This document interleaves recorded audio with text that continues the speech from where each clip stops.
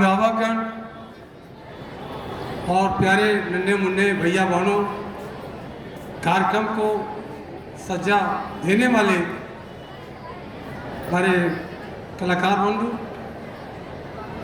भाषण नहीं देना है। कार्यक्रम इस प्रकार से बना था, अभी मैं चार्ट देख रहा था, 26 कार्यक्रम था और 26 कार्यक्रम इसलिए बनाया गया होगा मेरे ख्याल से जब धूप रहा होगा और ठंडक बढ़ गई है, इसलिए कुछ कार्यक्रमों में कटौती की गई होगी और कुछ बच्चे नाराज हो गए होंगे, कुछ रो रहे होंगे। अगली बार उनको शायद फिर मौका मिल जाए। ठंडक की वजह से उनके कार्य सीमित कर दिए गए हैं। सबसे पहले इस गणतंत्र दिवस के अवसर पर, जिसे हम 26 जनवरी कहते हैं, एक बार भारत माता की जयकारा बोले, 2-3 शब्द कहकर अपनी वाणी को हम विराम देना चाहेंगे। बोलिए भारत माता की, भारत माता की।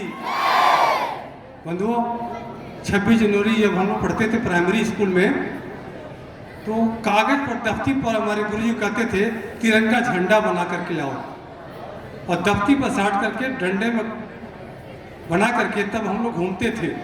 आज तो सब कुछ उपलब्ध है इस देश में, काफ़ी बदलाव है, रहन सहन खान पान सब भी चीज़ में बदलाव आ गया है। ये प्रगति की ओर है ये देश अपना।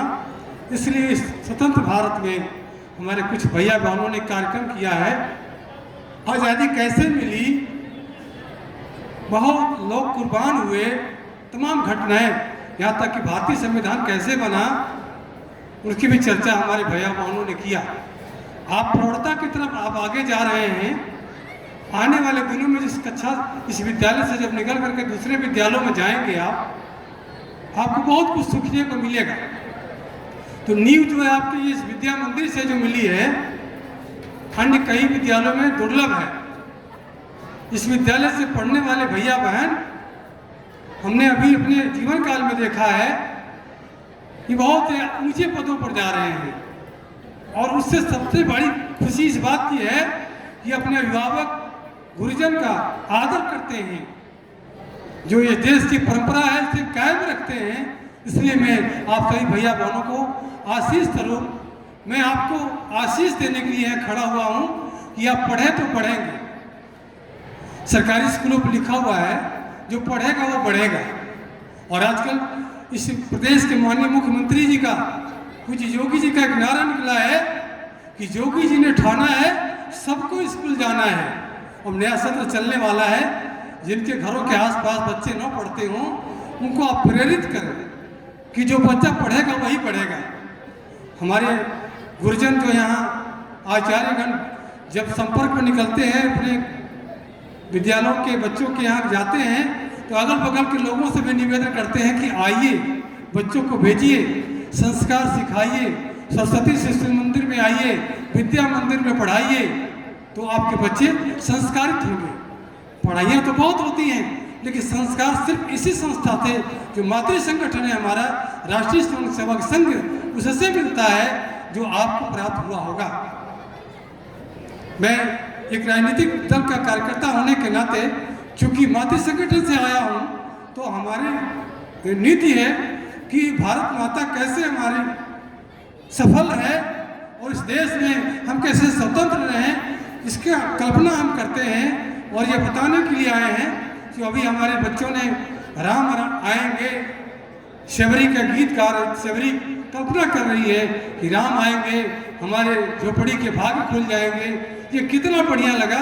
आज तो जो लोग भगवान राम के बारे में, अपने आराध्य देव के बारे में अलग-अलग टिप्पणियाँ करते थे, आज अपना एक खड्डा ही नहीं, जिला ही नहीं, प्रदेश नहीं, पूरा देश नहीं, विश्व भी आज धर्ममय हो गया है और सब लोग कह रहे हैं वंदे मातरम, जय श्री राम बोल रहे हैं। इसलिए मैं आप सबसे निवेदन करना चाहता हूँ, कुछ कष्ट हुआ होगा भैया बहनों, जाड़े के सीजन में आप आए, घर से तैयारी करके आए होंगे, कुछ जलपान किए होंगे, कुछ नहीं किए होंगे, भूखों प्यासे होंगे, लेकिन मैं आपको ये निवेदन करना चाहता हूँ, कुछ पाने के लिए कुछ खोना पड़ता है, कुछ पाने के लिए कुछ खोना पड़ता है, नींद भी आपको त्यागना पड़ेगा।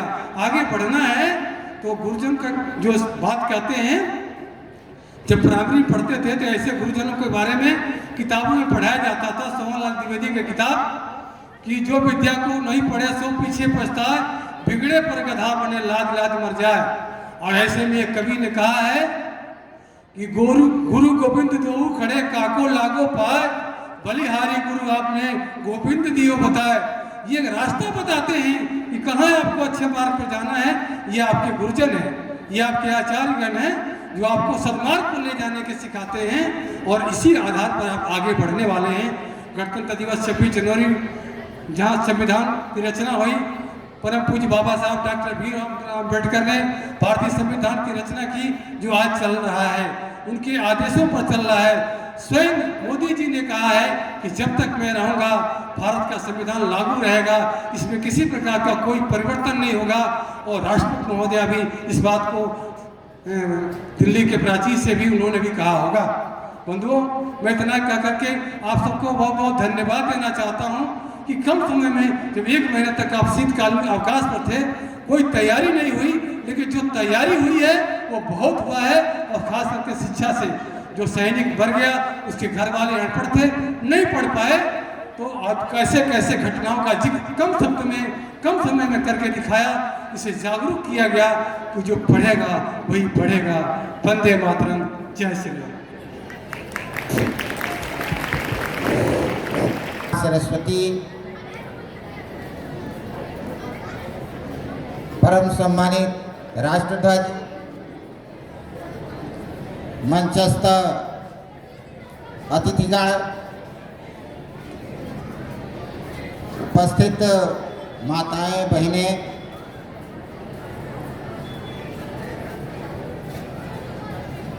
आचार्य प्रवर, प्रिय भैया एवं बहनों, मैं कार्यक्रम में जिनका स्नेह आग्रह किया गया और उस आग्रह के द्वारा जिनका स्नेह हम सभी को प्राप्त हुआ, ऐसे आज के मुख्य अतिथि के रूप में रहे श्री संतोष जायसवाल जी, उनका मैं हृदय से आभार ज्ञापित करता हूँ कि उन्होंने हमारे आग्रह को स्वीकार करके काफी समय तक हमारे विद्यालय प्रांगण में रहा। अभी जिनका परिचय आपने सुना, जिन्होंने अध्यक्षीय उद्बोधन किया, ऐसे जब भी मैं आपसे कुछ कहा, जब भी मैंने आग्रह किया, उस आग्रह को आपने ठुकराया नहीं, बल्कि हंसते हुए सहयोग किया। इस विद्यालय के खुलने में बड़ी बाधाएं आई थी, रास्ते नहीं थे। उस स्थिति में